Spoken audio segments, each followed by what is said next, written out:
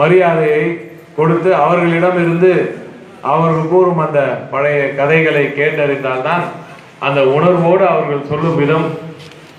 ஐயா அவர்கள் இந்த நூலில் பல விஷயங்களை எழுதியிருக்கிறார். குறிப்பாக இங்க எப்படி முதல்ல இந்த பகுதியில் ராதாநாசிபுரத்தில் தான் முதல்ல கழகம் வேறுபடுகிறது, அப்புறம் தென்பகுதியில், அதற்கு பின்பு அந்த ராதாநாசிபுரத்துக்கு தான் இப்ப இன்சூரன்ஸ் கொடுக்க மாட்டேங்கிறாங்க. அப்படியாப்பட்ட ராதாநாசிபுரம் ரொம்ப கஷ்டப்பட்டு திராவிட இயக்கங்கள் எல்லாம் வேரூன்றி, அப்போது காங்கிரஸ் எல்லாம் எதிர்த்து எப்படி வேரூன்றி, அதன் பிறகு எப்படி தென்மறையில வேரூன்றியது, அதன் பிறகுதான் இங்க திரும்பவே எங்களால் செஞ்ச முடிவதெல்லாம் இருக்காது. இந்த தூய பயணம் என்கின்ற ஒரு புத்தகத்தை படித்தாலே இந்த வரலாற்றை தெரிந்து கொள்ளுகிற அளவிற்கு அவளை தெளிவான ஒரு தெளிவுரையை வழங்கியிருக்கக்கூடிய இந்த நூலினுடைய ஆசிரியர் அவர்களுக்கு என்னுடைய பாராட்டுக்களை தெரிவித்துக் கொண்டு, இன்னும் இதை பற்றி இவர்களை பற்றி பேசுவதற்கு அவர்களுடைய பழகிய நம்முடைய முன்னாள் நாடாளுமன்ற உறுப்பினர்கள்லாம் உரையாற்றி இங்கே விளக்கம் தந்திருக்கிறார்கள். அதை நானும் கேட்க வேண்டும் என்கின்ற நோக்கத்தோடு இந்த நூல்களை எழுதிய ஆசிரியர் அவர்களுக்கு என்னுடைய பாராட்டுகளையும் வாழ்த்துக்களையும் அவர்களுடைய வாழ்த்துக்களையும் பெற்று அவர்களை நன்றி.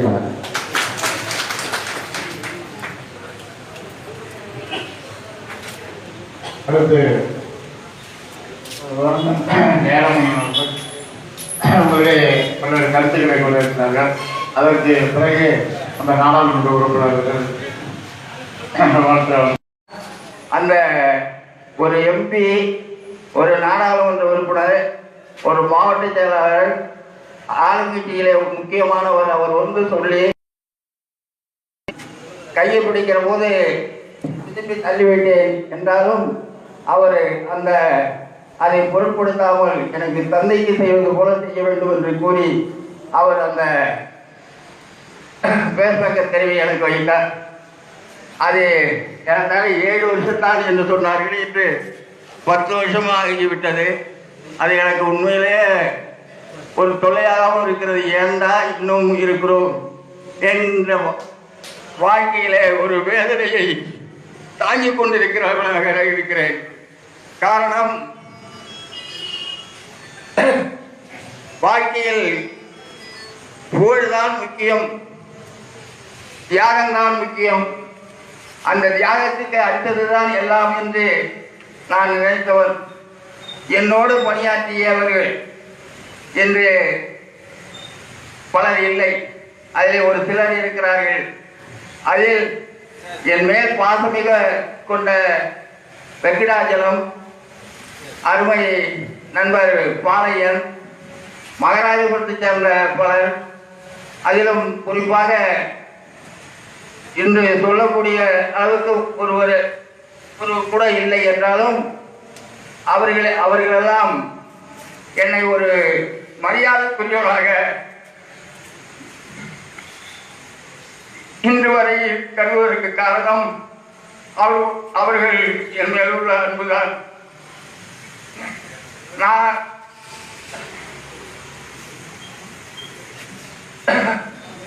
ஊராட்சி மன்ற உறுப்பினராக ஒரே ஒரு தடவை இருந்திருக்கிறேன். நான் எந்த தலைவர் பதவியும் வைக்க விரும்பவில்லை. காரணம், நானே ஒரு சிலருக்கு பிச்சையாக கூட போட்டிருக்கிறேன் ஊராட்சி மன்ற தலைவர் பதவி. அவர்களெல்லாம் இன்று எனக்கு எதிரியாக கூட இருக்கலாம். நான் போட்ட பிச்சையால் 18 வருஷம் ஊராட்சி மன்ற தலைவராக ஒருத்தர் இருந்தார். அவையெல்லாம்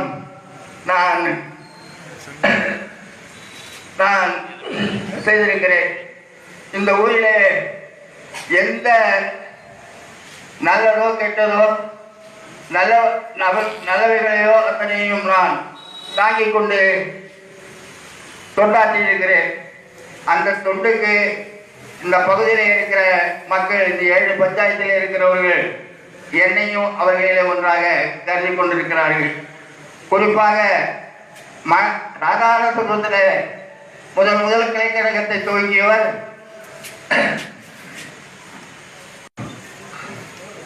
கண்ணதாசனுடைய சித்தப்பா பேர் தங்கவேலு செட்டியார்.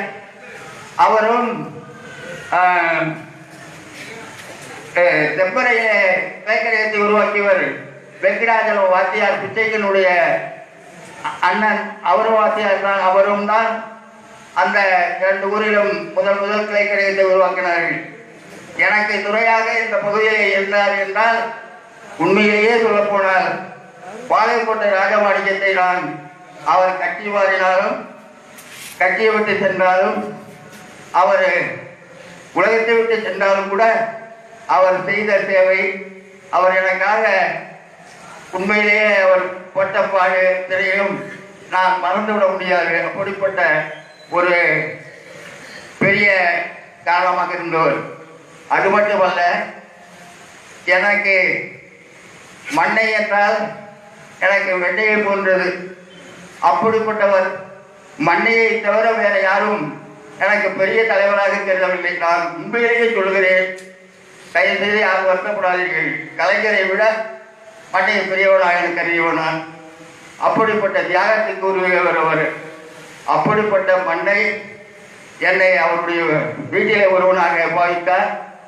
அவர் ஊட்டிய அந்த உணர்வு, அதே போல கூப்பா அவர்கள் உண்மையிலேயே என்னோடு நெருக்கமாக இருந்தவர். இந்த பகுதியில் எந்த ஒரு கிளைக்கழக கூட்டமாக இருந்தாலும் கூப்பா அவர்கள் அவர் வந்து எனக்கு உதவி செய்தார். இந்த ஒன்றிய கழகம் எப்பொழுது தோன்றியது என்றால் ஏறத்தாழ 1977க்கு பிறகுதான் ஒன்றிய கழகம் உருவானது என்று நான் கருதுகிறேன். அதற்கு முன்னால் ஒன்றிய கழகம் இல்லை, வட்டக்கழகம் தான் இருந்தது. வட்டக்கழகத்திலேயே நான் ஒரு மாவட்ட பிரதிநிதியாக அந்த கூட்டத்துக்கு போகாமலேயே மண்ணை அவர்கள் என்னை மாவட்ட பிரதிநிதியாக ஆக்கினார். அப்படியெல்லாம் எனக்காக ஒரு மாபெரும் உயர்வை தந்தவர் எனது அண்ணன் மண்ணை அவர்கள். அவருடைய வாழ்க்கையை இன்று எழுத சொன்னால் கூட எழுதிவிட முடியும். அப்படிப்பட்ட மாபெரும் அந்த தலைவனை, அந்த மாபெரும் தொண்டனை, அவரை நாமெல்லாம் மறந்துவிடக்கூடாது. இப்பொழுது ஜாதியின் பெயரால், கட்சியின் பெயரால் ஒவ்வொரு பெரும் கழகத்தை குட்டிச்சுவராக்கி கொண்டிருக்கிறார்கள். அந்த நிலையெல்லாம் மாற்றி நாம் எல்லாம் ஒன்றுபட்டு ஒரே இனம், தமிழினம், அந்த தமிழுக்காக பாராட்டுவோம் என்று கூறி வாய்ப்புக்கு நன்றி கூறி விடைபெறுகிறேன். வணக்கம். இருக்காது. இந்த தூய பயணம் என்கின்ற ஒரு புத்தகத்தை படித்தாலே இந்த வரலாற்றை தெரிந்து கொள்ளுகிற அளவிற்கு அவளை தெளிவான ஒரு தெளிவுரையை வழங்கியிருக்கக்கூடிய இந்த நூலினுடைய ஆசிரியர் அவர்களுக்கு என்னுடைய பாராட்டுக்களை தெரிவித்துக் கொண்டு, இன்னும் இதை பற்றி இவர்களை பற்றி பேசுவதற்கு அவர்களோட பழகிய நம்முடைய முன்னாள் நாடாளுமன்ற உறுப்பினர்கள்லாம் உரையாற்றி இங்கே விளக்கம் தந்திருக்கிறார்கள். அதை நானும் கேட்க வேண்டும் என்கின்ற நோக்கத்தோடு இந்த நூல்களை எழுதிய ஆசிரியர் அவர்களுக்கு என்னுடைய பாராட்டுகளையும் வாழ்த்துக்களையும் அவர்களுடைய வாழ்த்துக்களையும் பெற்று அமர்கிறேன். நன்றி.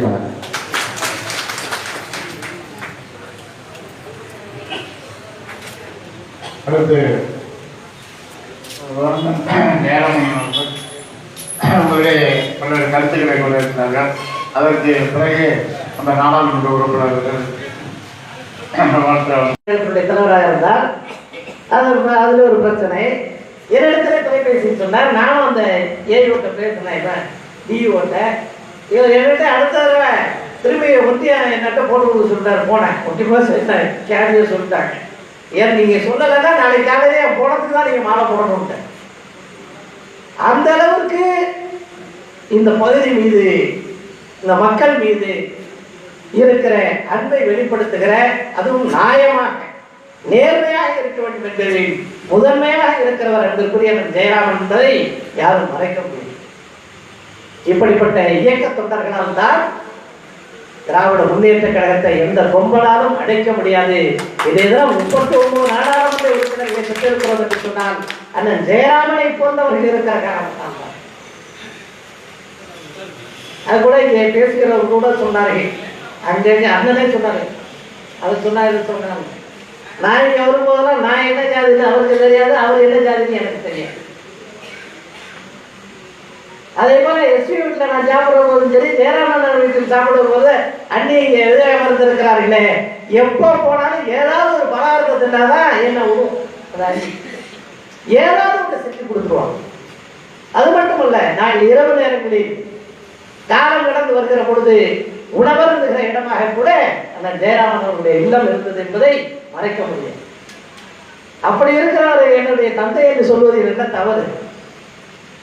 அவருக்கு மட்டுமல்ல, யாருக்காக இருந்தாலும் திராவிட முன்னேற்ற கழகத்தை பொறுத்தவரை தலைவர் கலைஞர் அவர்கள் அதைத்தான் எங்களுக்கு கற்றுத்தந்திருக்கிறார். இயக்கத்தோடு கொண்டிருந்தால் அதற்காக நாம் பணியாற்ற வேண்டும், கடமை செய்ய வேண்டும். இப்பொழுது கூட காலையிலிருந்து பார்த்தீங்கன்னா நான் பதவியில் இல்லை, ஒன்றும் இல்லை, இல்லைனாலும் 10 போன் எனக்கு வருது. மயிலாடுதுறையில பிரதமத்துக்கு பொட்டை சேர்த்துட்டு வச்சுக்கிட்டு எனக்கு போன் பண்றான். தஞ்சாவூருக்கு மருத்துவக் கல்லூரியில சேர்த்து விட்டு எனக்கு தொலைபேசியில சொல்லி எப்படியாவது மருத்துவரிடத்தில் சொல்லுங்கள் என்று சொல்கிறார்கள். நேற்று கூட கலைஞர் பிரியன் என்று நினைக்கிறேன், நம்ம வடுவூருக்கு பக்கத்துல.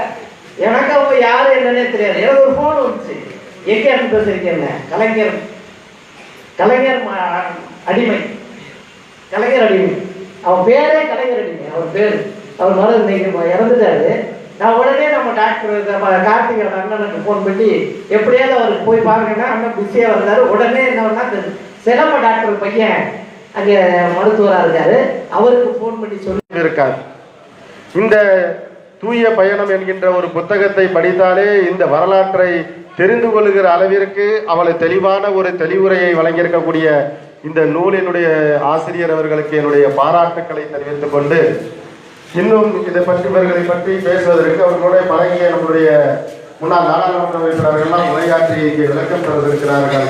அதை நானும் கேட்க வேண்டும் என்கின்ற நோக்கத்தோடு இந்த நூல்களை எழுதிய ஆசிரியர் அவர்களுக்கு என்னுடைய பாராட்டுகளையும் வாழ்த்துக்களையும் அவர்களுடைய வாழ்த்துக்களையும் பெற்று அமர்கிறேன். நன்றி. வணக்கம்.